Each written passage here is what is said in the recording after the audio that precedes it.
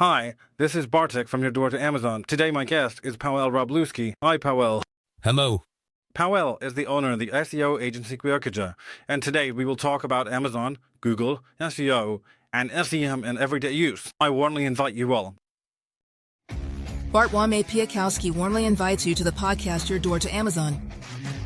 Let's start with our first question. What made you see the potential in Amazon as a sales platform? When was it? When was that first meeting? 6 years ago. Today I checked. 6 years ago.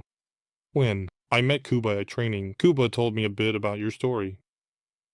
Electronic equipment, commercially electronic equipment. At first, it was a big fan because of the big movies, big brands. You will be the distributor, and after a few months, he says yes. Delay payments, that it is generally a disaster. That he would be closing this business, but somewhere along the way, he met a friend, probably from high school, from middle school, with whom you started the collaboration. You did a sales course on Amazon, and listen, you managed to sell those products on Amazon. I mean, it saved your business. And you decided that you would start dealing with sales on Amazon in general, not just for yourselves, not just your products, but also for others. And you have such a company. Like anyone who follows trends on the internet, I know the internet. And I had already started working on positioning, so I knew what Amazon was. He also knew what kind of market Amazon primarily sells in. At that time, Amazon was not yet in Poland. There were only glimpses that he would finally make it, but he mainly sold in Western markets. So, the customer basket there is completely different, and everyone knows that in the United States, Germany, France, UK, United Kingdom, the basket looks completely different, and it is a huge market. Back then, there were already slogans about 300 million users. Establish yourself in foreign markets for 300 million users.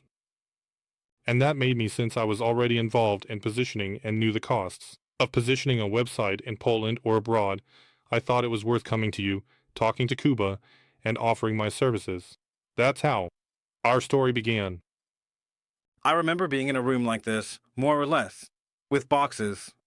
3 people with my former neighbor, Patrick, who worked with you. We talked about what this collaboration would look like. Your marketing budget was 0 zlotys and 0 groszy. That's why I proposed that I would cover the advertising costs, pay-per-click advertising, Google Ads, Facebook as well, and we will start building the positioning of organic traffic on your website too. And so it was interesting that we agreed on 10% from Lita that I would receive. I still remember the first invoice I issued to you, probably in the 2nd or 3rd month of our collaboration. Kuba called me, so pleased, and said to issue an invoice for 700 zlotys. So, I acquired subscription clients for you worth 7,000. I would say that we started catching these clients quite quickly. However, the fastest way is through paid traffic, because your domain with the .pro extension used to scare a lot of people. In the initial phase, when these domains were first introduced for sale, they were strongly associated with their low cost. Back then, you could register for just a few zlotys. In fact, a lot of people used this for scams. To that popular one circulating on the internet. But we managed to do it. We managed to achieve some results. And here we are, where we are. There are no more boxes. Instead of 3 employees, there are 70. Your subscription for marketing and advertising is also completely different now. It should be fixed, no longer percentage-based. A percentage-based approach would be nice. I remember that you had your products after the service and you were also trying to introduce them. And I think you had 1 or 2 clients that you managed to acquire because Kuba traveled a bit to meet with clients. Now there are 110 clients. That also means there are 70 people on board for me. This AMZ team is a bit like a child. I have a strong sentiment here because it's great that you have developed so well. However, over these 6 years, I haven't built such a large team, and I probably wouldn't have, because I see what it involves, how it looks, and how difficult it is to maintain everything. What are the monthly costs? Not many people talk about that often. Clients also seem to think that if you issue them an invoice for a certain amount, that amount goes 100% into your pocket. Sometimes no one thinks about boosting this product, this sale. We need to launch a paid campaign, costs of content, costs of taking new photos. We'll probably get to that soon. How does it all look, and what does your work involve? but I noticed the potential because Amazon has always been associated a bit with luxury. While everyone knew the Allegro marketplace in Poland, which is still #1, Amazon hasn't done that work in the Polish market yet. I suspect it won't, because the budget and the customer basket are a bit different here. That's not what he cares about. That's not what he cares about, but it is here. It is here and, in my opinion, it will become increasingly present. There are already certain products that I see in the Amazon SERPs and people are buying them. That's right. You know, I would also gently bounce the ball back and say that we probably wouldn't be where we are if it weren't for the fact that you decided to base this collaboration with us on 0 zlotys and 0 groszy, right? Because it definitely helped us a lot. You know, for me, the coolest part of our entire collaboration has always been that our, let's call it, industries really intersect. It's all e-commerce, but doing things in SEO, for us doing things on Amazon, has a lot of interesting points. It would be great to talk about that. What do you see as the biggest differences between product positioning on Amazon and traditional SEO for websites? While one can think of many differences, what comes to my mind more is how many similarities there are. We often don't talk, I often talk to you, and even though we don't talk that often, header A. We don't talk about it often, but I talk to you frequently, and even though we discuss it, I always hear things that are a priority for me at work when it comes to positioning in Google and SEO. As far as I've noticed, you all are starting to pay more and more attention to this as well, or you have actually been paying attention all along. It's about content. In SEO, there is a saying, content is king. Google, after all, is currently a text search engine because Google learns the most from text. This yields the best results, and the work in positioning involves matching the appropriate structure of the website to the relevant queries, user intentions, and keywords. However, this work is generally easier because we have the number provided, an estimation of how many searches there are for a given phrase. That is our work later on. What content to use for this, whether we will generate it now in this era or hire a copywriter. There are many damages. First of all, it is based on content optimization, and you have also started working on this. I don't know what the metrics are, or what you are modeling yourselves after. For us, it's a bit easier because for several years, many companies have been using tools like Contato, Sanudo, Writer, Surfer SEO, or even Neuron Writer. These are tools that analyze a given query or a specific keyword. For example, let's take running shoes. This is probably the most popular example in our industry. Running shoes, for example. This phrase is searched for an average of 40,000 times a month. These tools analyze the top 10 to 20 search results and extract averages. For example, running shoes appear 25 times in a given text. And you have next to you such a counter, code, that by entering all of this into the content, you can set it up. These results also show you what the competition's results are. It also shows you which pages to analyze and roughly when to determine the length of the text and how many times a specific keyword should appear. It is known that the most important thing, probably similar to what it is on Amazon. For a product, the most important element is the H1 header, which is the product name. This often tells Google bots what the product is about, and that's why we always try to fit in the main keyword. Note that I even have some products like padlocks now. A store with padlocks and security devices. Gerda padlock, model this size. We already have the keyword included here. Padlock, manufacturer, model. It is very likely that in the search results for the query Gerda padlock or just padlock, we will be able to display it. Although the goal in stores is always for the category to appear for main keywords with purchase intent. Not the product. A product can often disappear. The product may not exist, but the category will always remain. I have had multiple cases where a client did not inform me and ended their cooperation with a given manufacturer, removing 800 products. He didn't say anything, it often turned out differently. Sometimes 404 errors appeared, and sometimes he just deleted everything instead of bringing it to the archive. Therefore, it is always safest to link, even when it comes to internal linking within the domain, to link to categories.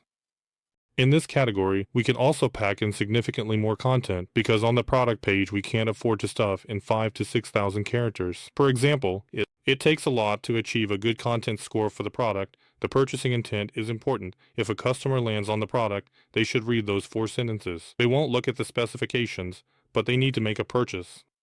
He shouldn't be thinking about reading or even clicking on an internal link somewhere else. Although I like to include internal links to categories and products, it's common to see.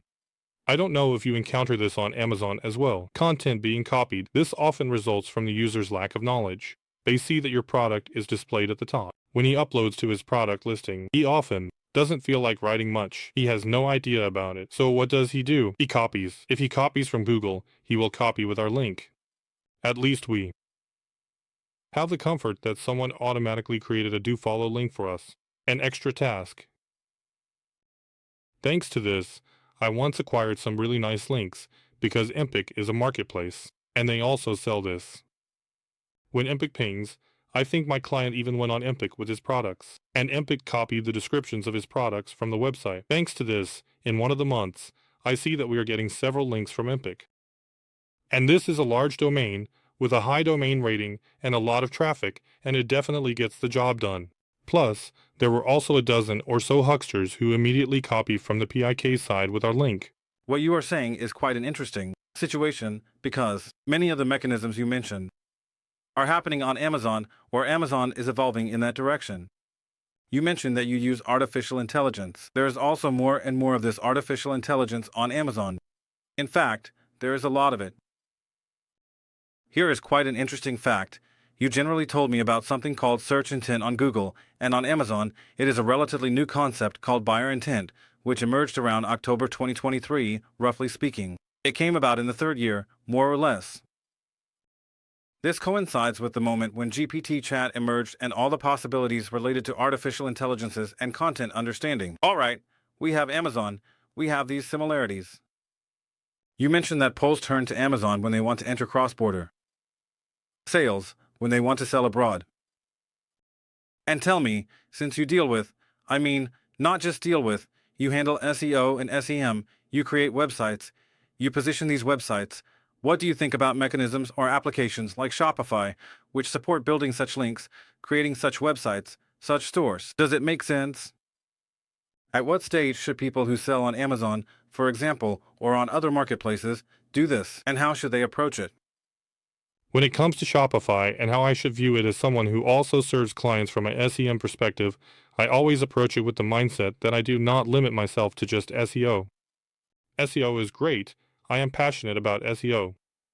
There are many competitive factors, because we compete for those positions, for changes in rankings, for those results, and that brings me joy. However, the greatest joy comes from the fact that the client is with us, earning money, and that the collaboration is long-term. I approach each client more as a business partner, and I don't just focus on the SEO statistics, because I have often encountered cases where a client is in third place. I see that state has 700 to 800 visits per month on the page, but he sold 2 to 3 products. But the same client also has a product ads campaign running with me, and I see that they have sold significantly more of those products there. That's why I always try to approach it by looking for every sales channel that makes sense and generates profit for the client.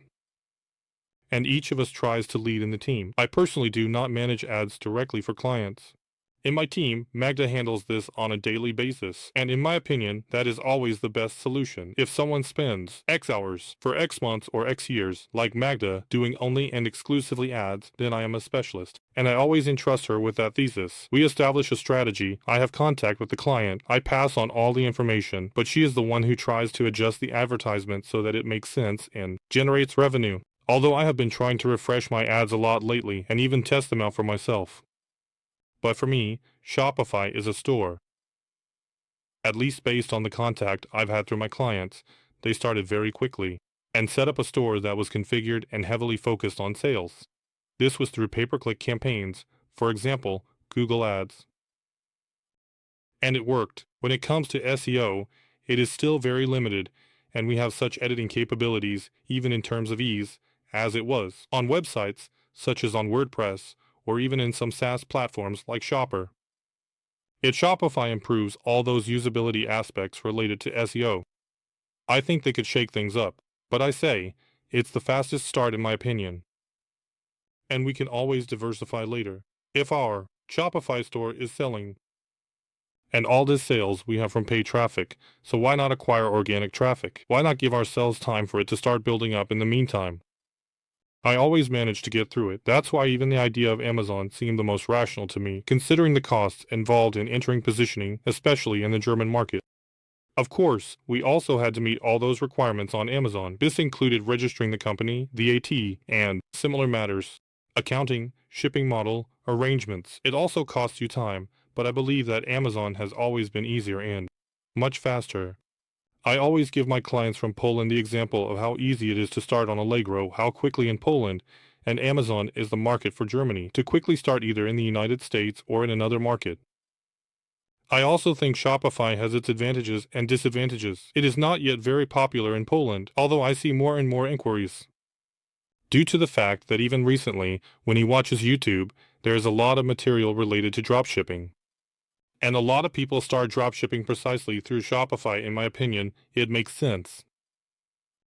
When it comes to SEO, there are still many limitations, and the organic results are great, but we can't really leverage that. When it comes to acquiring paid traffic and that initial monetization, it's a good move because it will also give us an answer. Let's remember, how much does it cost to quickly set up a store on Shopify? This is an amount roughly around 3 to 5,000 zlotys. Exactly, and here we already have an answer that it is, for example, due to your support, but there are also a lot of courses. I saw that module, and it is very intuitive. Well, someone will go through the course, quickly set up a store, those payments. Connecting payments, everything seems to me much easier than on WooCommerce. Setting up a store on Commerce does come with costs. Of course, you can also set up a store for 2, 3, or 5,000 if you find someone to help you, but if you want to set it up yourself, Shopify also makes it easier and allows for a quick start. Those platforms help with everything, though. Alright, perhaps we have viewers who are currently running Allegro or have their own stores, whether on Shopify or their own shops in Poland. And you are probably doing this mainly for SEO. Tell me, are there any differences in conducting SEO in Poland compared to abroad? Because perhaps someone would simply like to expand cross-border, for example, to Germany, to Italy, to Spain. He already has a store in Poland. What should he do? How should he do it? Are there any differences between these markets? Remember that there are also quite a few limitations. Many Polish stores are on the .pl domain, which is a national domain.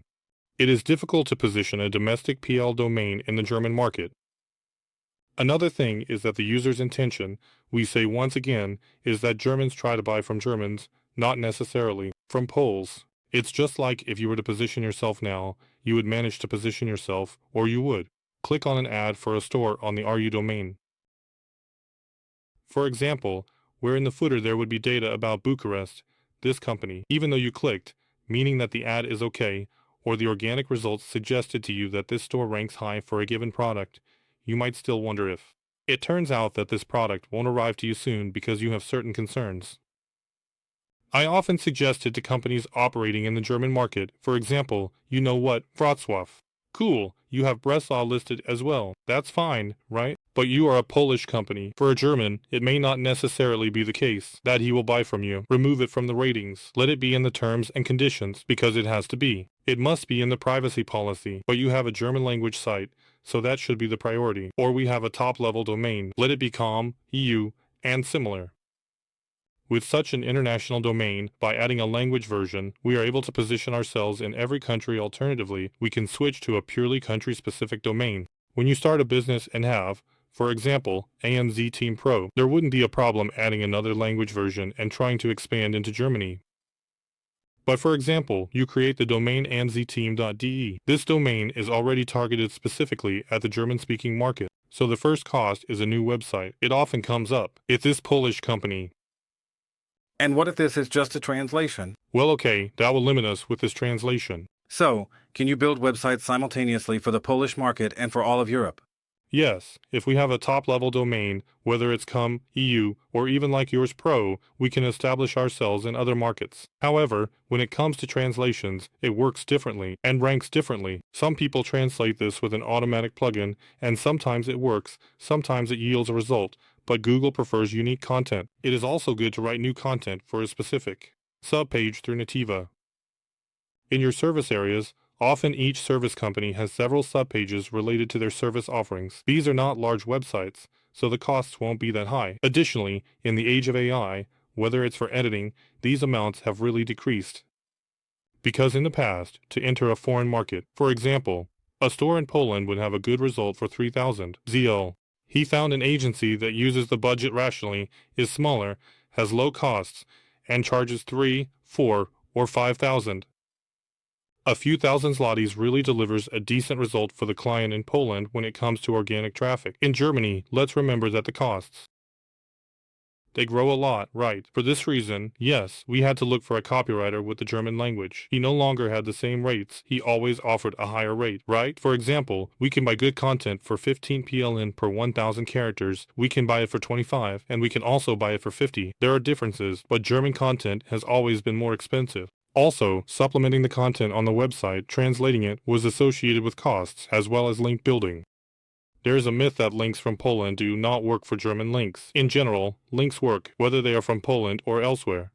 So that is a myth. You can acquire links from Poland. Linking to a German language domain will be cheaper. However, when operating in a given domestic market, it is important that, in the vast majority of cases, these links must come from domestic domains, that is, from DE. And for example, the cost of an article in some decent service in Poland, which has a high domain rating, plus has traffic, and you can buy this service on platforms like WhitePress, Trust Luna, etc. Let it cost a few hundred zlotys. Plus, writing an article depending on the number of characters. This one was an additional 60 or 80 zlotys. And you acquired a link from a decent service for 485 zlotys, which has a positive impact on your domain. In Germany, such a domain will cost not 400 zlotys, but 300 euros, because it's not 400 euros. The ending changes. Sometimes the same goes for advertisements. Hence, these costs were significantly higher, and not every company can afford it. Even though I have, for example, a great product, often your clients are smaller companies in Poland. In addition to the larger ones, because you have a large portfolio, you also have quite a few smaller, typically artisanal ones. A church that produces something in wood. There will be some furniture, and only he does it. He has a very limited budget. He can't afford to. To rebuild your website, spending several thousand zlotys over a few months on content, several thousand zlotys on links, plus agency service costs, while also running a campaign during that time. Implementing the campaign. For example, 1,000 zlotys plus a percentage of the turnover. This adds up to amounts where he needs to prepare 10 to 15,000 zlotys to conduct this SEM, right? Because positioning itself is a marathon. It's not a moment. It takes time. Unfortunately. Just like with Amazon, this takes time. The quickest way to gain traffic is through paid campaigns. Let it be Google Ads, for example. All of this requires money. Often, a company that employs a few workers and spends such an amount is taking a certain risk that may not always pay off. Even referring to Shopify, you can quickly set up a website. This website doesn't have to be perfect from an SEO perspective because we can add a paid version later this year. If a client starts making money on Shopify on a paid annual plan, additionally from Amazon, then we can sit down with them and discuss how much they would like to allocate to, expand and build more solid foundations, just like that. Tell me this, because we are talking about what was and what is. As you observe, you have also been in this market for several good years, if not a dozen. We as a company have been working with you for about 6 years. How do you see the most promising trends for the future? Do you see any trends that are worth focusing on? Is it better to concentrate on what is happening here and now? Or should we focus on uniqueness? Or should we go in a completely different direction? Uniqueness has always ranked highly. This is because, as they say, unique content. And this content, if you have unique content on the site, it always ranked, and that's one of those things that a duplicate is bad, copying forcefully. When it comes to trends like this, AI is definitely involved, and everyone knows that. I am a supporter of AI, although I resisted it for a long time. I just believe that AI should help us. He is not supposed to teach us or give us hints. He is meant to support our actions. We give him commands, prompts. However, I sometimes see how someone, after taking a course and lacking experience, gives commands for responding to chat content, while I or my colleagues in the industry, who have been around for many years and know what to ask for, provide different commands. How does the content look back then, and does that content rank? There are plenty of guides on YouTube. You can find them everywhere. Sometimes I looked at someone who bragged about their website's results, and then I checked that site later, and nothing is ranking there. This site, as it was, is, excuse my language, deep in the woods. That's how it is. So I believe that to make good use of these tools, one needs to have knowledge and continue to educate themselves. And people have forgotten about this and think that if the chat does it for us, then it's already great. It is supposed to make things easier for us. It is supposed to speed up processes, but it should not close us off. We need to remain open to that knowledge at all times. So we need to keep track of these trends. And here is probably the biggest call to action, that now many people have a chat and I will type. It often makes me laugh because it looks like a conversation. The nicer I am to the chat, the better response it will give me, the better result it will provide. Not entirely. It's important to know what we are asking and also to give it as much information as possible, because that's what it hinges on. The more chat we receive, the better the result we will get for our query, or better content. Let's not forget about editing either. Everyone at Google is afraid of SGE. Those new results, how it will be presented. I try not to think about it too much, especially now that Google has already released it for testing and has currently suspended the full publication of BSG. So even in the United States, it hasn't been fully reviewed. Let's remember that Google is actually a sales platform. This is a library, this is a search engine, but they live off advertising and they still want to continue living off it. No one is going to cut off their own hand. So, at the moment, it seems to me that we don't have to worry. What time will bring is a matter of ground, but lately, the most serious action seems to be the search intentions, the user's intentions, and everyone is trying to respond as precisely as possible, whether it will be Amazon, which is also a search engine. Amazon is a search engine and is also trying to respond as accurately as possible to these queries. For now, most of us are typing, and of course, what we draw our knowledge from is changing primarily. Notice that we are from a generation that prefers to read. Search for this article on Google and read it. Most young people now want to learn the 60-second reel. We cannot afford to miss this time. We must go with the spirit. Your podcast exists even for those users who may not necessarily want to read, because this trend is changing. Generation Z will shop in a completely different way. They will look for products elsewhere, because these route. It's escaping. Therefore, it is necessary to diversify. Look for other sales channels, and really support them. Everyone should. I think the time will come for a deeper analysis, where most people will have to focus on where to spend their money and how to plan their budget. Let's remember that new platforms are emerging. Who would have expected that now there will be? I am training and starting TikTok ads, and let's see how it will convert for me or for my clients. So, We have already created our first TikTok ads, and we got 3 clients from it in just 2 days, so really. And for some ridiculous amount of money, because we're putting in amounts like 15 zlotys for this marketing, so it's really surprising in this context. By the way, I've never looked at it this way, that YouTube is also kind of like SEO, right? Because what we do here directly influences what someone will find on our site. It's actually a very interesting perspective. Until now, I hadn't looked at it that way. I also noticed, for example, the other way around, right, that what we do on Amazon is very much aligned with what you already have on Google, right? So, this is search intent, and here we have buyer intent when it comes to Google. I don't know exactly what it's called, but in Google, we don't enter keywords, we enter queries instead. This sentence often comes up, like how to learn to ride a skateboard, or how to learn to use a yo-yo. On Amazon, we are moving in the direction that we will not be entering. For example, I'm guessing a grill, just for example, things for camping. Now the first results are already showing that you won't be typing in, for example, t-shirt or short t-shirt, but rather you'll be typing in t-shirt with the belly on top. And there were already results showing that in America they are testing it, that indeed only t-shirt results are displayed, where the shirt in the picture reaches the waist, for example, to the navel. but you know that this also affects the user's intent, because I read somewhere that in the United States, for example, some people, just like you, have a specific idea and type in, for example, running shoes, and they actually specify what kind of running shoes. It often stems from a lack of knowledge, or from the increasingly poor quality of education that they even ask about it. You know that when you want to drive a nail because you want to hang a picture on the wall, some people don't know how to do it and start with the question, how do you drive a nail, or which hammer should you use to drive a nail? In general, they are testing the entire operation, exactly the same on Amazon. They recently also released documentation about it. By the way, I think from what I read recently, some documentation from Google has leaked. Yes, not long ago Yandex had a leak, which confirmed many actions, because Google often does it fully like SEO because it's a business. Well, they primarily want that if you want to appear more in Google, you have to pay for advertising.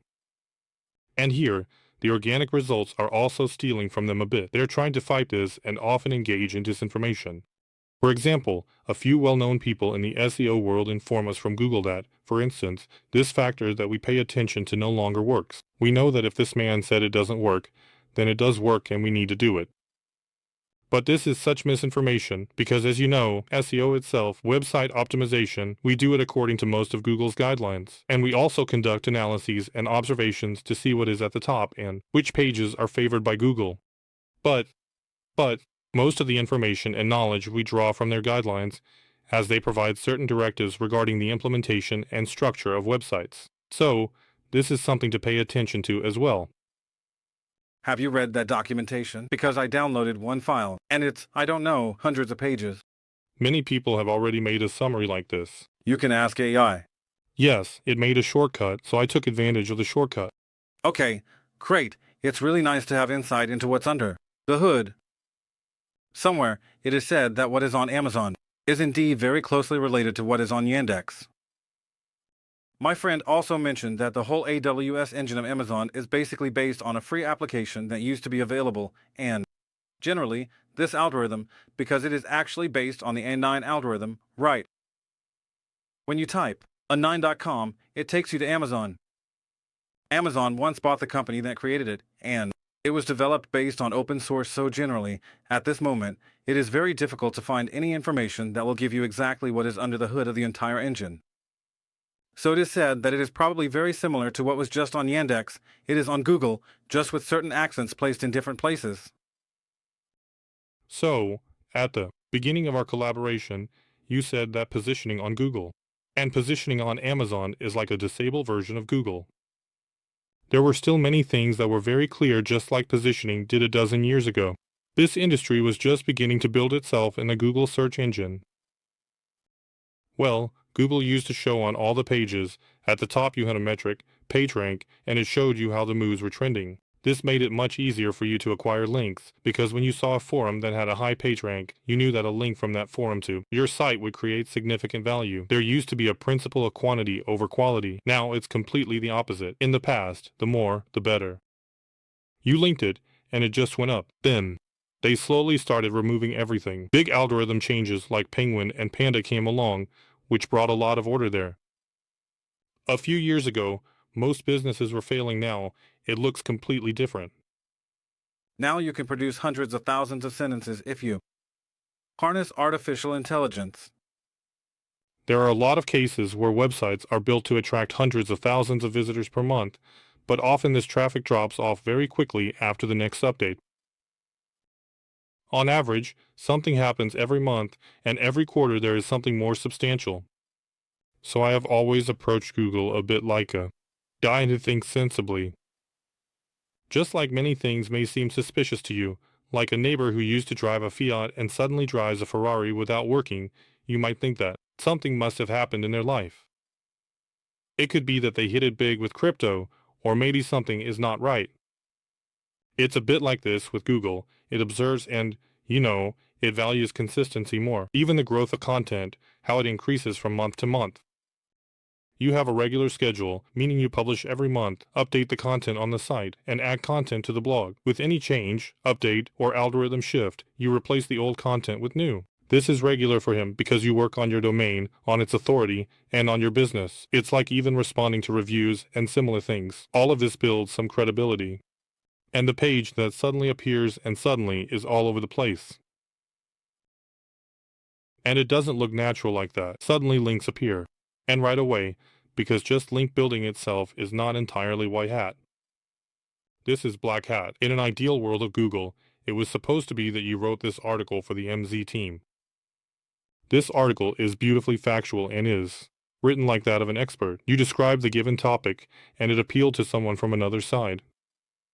For example, he asked you to write a similar article for his site, and in return, he would give you a link where someone took your content for their site but credited the source, providing a link to the domain they mentioned, and Google, based on those links and indicators, started to learn that your domain is valuable because other domains are willingly linking to it because it provides content. However, it was never that perfect, and people realized that there was a business in it, that links could be sold.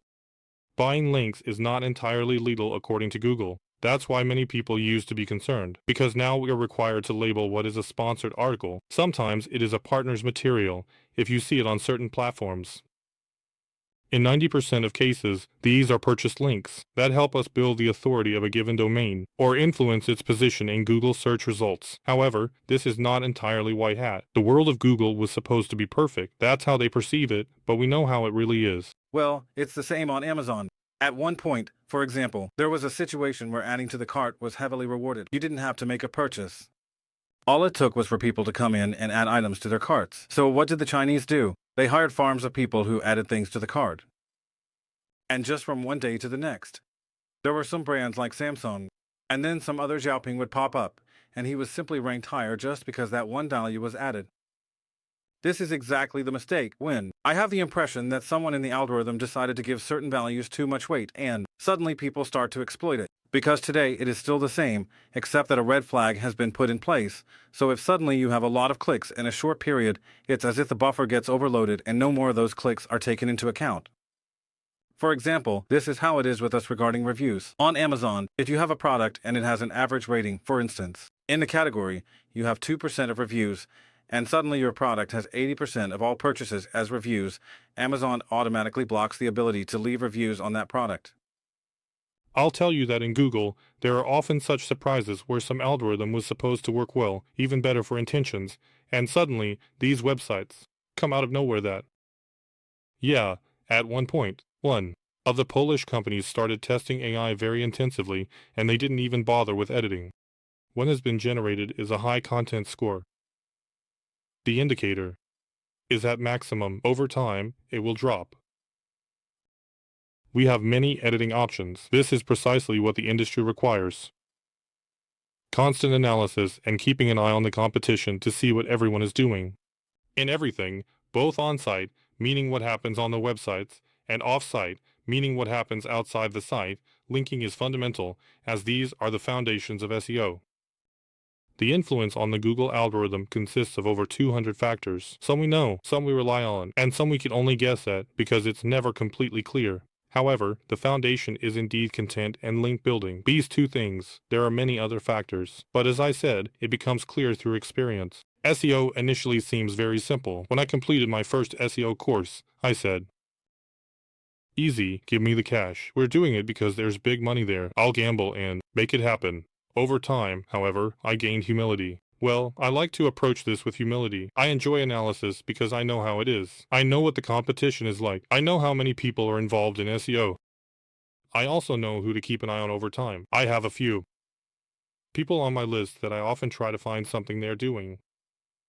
Whether it's through affiliate marketing or observing a client, working with clients is quite simple if you define your industry. You can analyze it, you see. This is even necessary for valuation, right? Because otherwise, you would value a large e-commerce business that is competing, for example, in the clothing industry, and we know who holds the top positions there, Zalando, Unswear, Modivo, and similar brands. I see what kind of link profile they have. I see how much they spend on links alone. You need to add content and support. Often, these companies have an in-house department. Ms. Monica comes to me, who has decided to enter the clothing industry and compete with the biggest players because she also has Tommy shirts. I already know that for those 4,000 or 5,000 zlotys, we won't be able to give them much. I can't guarantee them that result. We can certainly try. Maybe we'll succeed at something. Perhaps with long-tail phrases. I don't know if you also have EFMR. Do you also have long-tail phrases? We can search for happiness, but it will be very difficult because right now, in large e-commerce, there is a battle for budgets, and they are really trying to catch everything. They care about everything simply because the more traffic on the site, the greater the conversion. It has always been that way.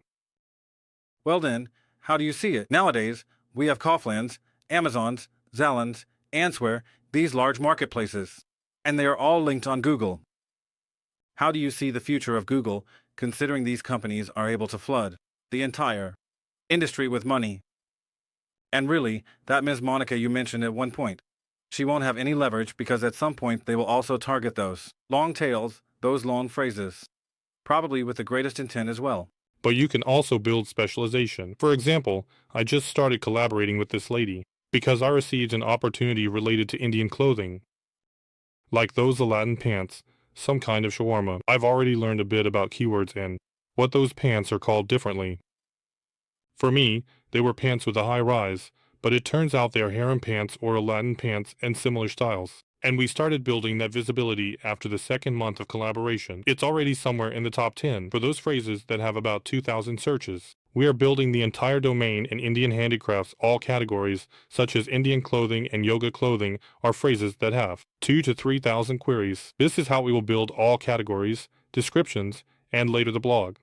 Google also takes a very strong approach to topic relevance. If it determines that a store specializes in a particular area, then we have a slightly different situation there. I know that I won't be able to handle it. Maybe it will work out. It's not certain, but I won't be able to manage the positioning. For example, for men's pants, well, that phrase is already taken, and besides, that intention is not yet precise. Not only do you need to allocate a large budget to be visible for this phrase, but let's remember that men's pants are not as.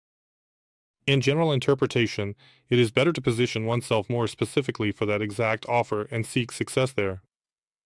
There are many methods, many strategies. Today we can use this one, but Google will approach it differently. Google doesn't care if these marketplaces are at the top because they steal traffic from it. It can earn much more from several other stores. Currently, it is evident that in every top 10 result we look at, I have a client who has a lighting store, for example, and when we check for LED strips, there is Allegro, but there are also 9 other results. Some people prefer to buy in-store, believing it might be cheaper.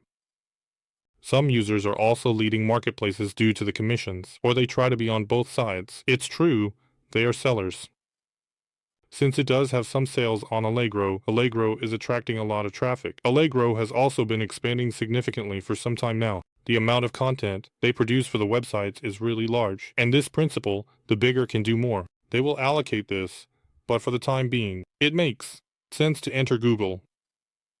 I don't speak with every industry because, for example, if a gentleman comes to me who runs a store with branded clothing. However, for those branded clothes, there are even brands that are capturing those long-tail phrases, such as Zalando and Answear. The first thing he advised him was that positioning might not necessarily be the right path for him, as it is associated with a lot of. He started on social media on Facebook, where he looked for sales and developed his social presence. At one time, it was very noticeable that women still sell today. They host sales live streams, and they live off of this and earn money from it. Of course, this depends on the scale of the business, but yes, the lady bought X pairs of shoes. She went to work, sells it on live streams, and she lives off of that. And that's also an option to promote it, put money into it, and spend money there. The beauty industry relies on social media, Facebook, Instagram. Although there are many queries on Google, women still enjoy looking at another woman who is showcasing her face and talking about how she styled herself with something. It hits and it earns. So I say, you have to look for opportunities, diversify, and be a bit creative. Approach it with common sense. There are phrases, for example, even your products. Stretch film. Where can you buy stretch film? We won't be looking for it on Facebook. Even more so, we won't be looking for it on Instagram. We will look for it on Google. And the search results even show the SERP results. How many queries there are about stretch film. From what you're saying, it sounds a bit like those serpents that are somehow getting into Google are forcing everyone to do a bit of maneuvering, and also pushing Google to make changes to give more space to everyone. Because as you said, it's not about suddenly having a monopoly with 1, 2, or 3 companies taking everything, because the truth is that Google doesn't gain anything from that. If all the organic positions are occupied, then eventually they won't be able to sell anything, including their ads. Well, from my perspective, this is probably a good thing because competition is generally good in the market. I think so too, especially for the client. All right, listen up. We are nearing the end. Thank you very much for being with us. As I mentioned, my guest was Powell. Thank you once again. See you, hear you in the next episode. Bye. Hello. Be sure to check out our other materials, and for more substantive knowledge, we invite you to follow us on social media.